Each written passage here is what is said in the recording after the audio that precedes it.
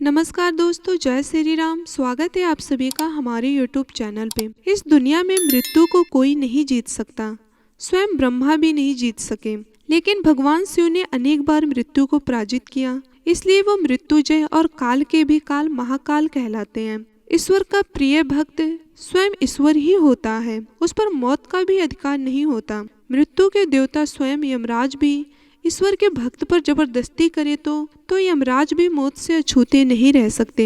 ये प्रसंग कोई काल्पनिक नहीं है, बल्कि महान शिव भक्त के जीवन में घटित घटना पर आधारित है। चलिए दोस्तों, कहानी को विस्तार पूर्वक जानते हैं। आखिर वो कौन भक्त थे जिनसे स्वयं यमराज भी उनके प्राण नहीं ले सके और जबरदस्ती करने पर उनको अपने प्राणों से हाथ धोने पड़े। आइए कहानी को विस्तार पूर्वक जानते हैं। उससे पहले अगर आप हमारे चैनल पे नए हैं तो कृपया करके चैनल को सब्सक्राइब कर लें, जिससे हमारी हर आने वाली वीडियो आप तक सबसे पहले पहुंचेगी। चलिए कहानी को विस्तार पूर्वक जानते हैं। आखिर वो कौन से राजा थे जिनका प्राण लेने आए स्वयं यमराज को भी मृत्यु दंड मिला। एक राजा थे जो काफी वृद्ध हो गए थे। अपने पुत्र को राज्य सौंपकर गोदावरी नदी के तट पर एक गुफा में शिवलिंग स्थापित कर शिव की आराधना में लग गए। उस राजा को ना कोई रोग था और ना ही कोई शोक, इसलिए आयु पूरी होने का भी उनको कभी आभास नहीं हुआ, क्योंकि उनका सारा ध्यान तो शिव में ही लगा था। वो अभय होकर रुद्राध्याय पाठ कर रहे थे और उनका रोम रोम शिव के भक्ति से प्रतिध्वनित हो रहा था। यमदूतों ने राजा बने मुनि के प्राण लेने के लिए जब गुफा में प्रवेश किया तो गुफा के द्वार पर ही उनके अंग शिथिल हो गए। इधर जब मृत्यु का समय निकलने लगा तो चित्रगुप्त ने यमराज से पूछा कि मुनि, राजा की आत्मा को लेकर यमदूत अब तक क्यों नहीं आए। यह सुनकर क्रोधित यमराज स्वयं उस राजा के प्राण लेने के लिए पृथ्वी पर आ गए। गुफा के द्वार पर कांपते हुए यमदूतों ने यमराज से कहा, यह कोई राजा नहीं बल्कि महामुनि है। वो शिव के परम भक्ति के कारण सुरक्षित हो गए हैं। हम उनकी ओर आंख उठाकर देखने में भी समर्थ नहीं है।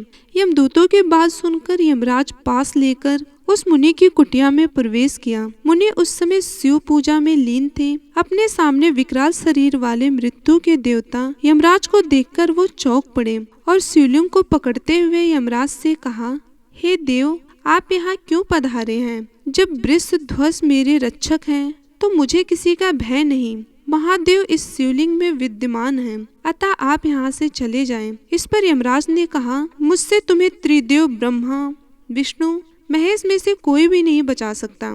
शिव भक्त पर मृत्यु का आक्रमण भैरव बाबा को सहन नहीं हुआ और उन्होंने यमराज पर प्रहार कर दिया, जिससे मृत्यु के देवता वहीं शांत हो गए। शिव भक्त की रक्षा के लिए शिवपुत्र कार्तिकेय भी वहां पहुंच गए और यमराज पर शक्ति अस्त्र से प्रहार कर दिया, जिससे मृत्यु के देवता यमराज की भी मृत्यु हो गई। यमराज की मृत्यु पर सभी देवता शिव जी से यमराज को पुनः जीवित करने की प्रार्थना करने लगे। शिव जी ने देवताओं की बात मानते हुए पुनः यमराज को प्राण दिया और यमराज ने उठकर मुनि से कहा, संपूर्ण लोगों में अजय मुझे भी तुमने जीत लिया है। अब मैं तुम्हारा अनुगामी हूँ। तुम भगवान शिव की ओर से मुझे अभय प्रदान करो। भक्त तो विनम्रता की मूर्ति होते हैं, आपके भय से ही सत्पुरुष परमात्मा की शरण लेते हैं। इस पर प्रसन्न होकर यमराज वहाँ से अपने लोक को चले गए। दोस्तों, मैं आपको लास्ट में बताना चाहूंगी, वो शिव भक्त कोई और नहीं बल्कि श्वेत राजा थे, जिनका नाम बाद में श्वेत मुनि भी पड़ा।